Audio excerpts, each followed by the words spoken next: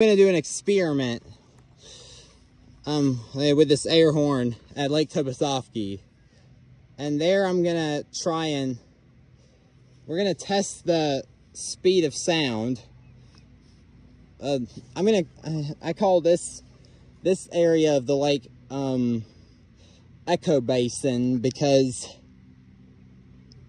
the sound from a horn can bounce back off the hills.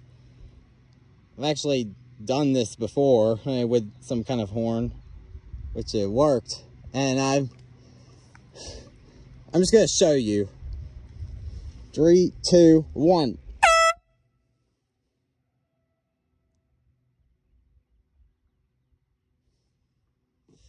Can you hear that?